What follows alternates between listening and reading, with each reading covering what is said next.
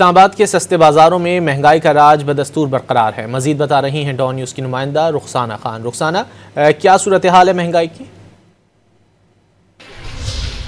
जी बिल्कुल, इस वक्त हम इस्लामाबाद के एक सस्ते बाजार में मौजूद हैं और यहाँ पर भी महंगाई का राज बरकरार है। इस वक्त हम सब्जियों के रेट्स की बात कर लें तो सब्जियों में प्याज जो है वो 80 रुपये फ़ी किलो में फ़रोख्त हो रहे हैं। इसी तरह आलू 55 रुपये फ़ी किलो में फ़रोख्त हो रहे हैं। टमाटर जो है वो भी 50 रुपये फ़ी किलो तक जा पहुँचे हैं। इसके अलावा लहसुन 610 रुपये फ़ी किलो में फ़रोख्त हो रहे हैं।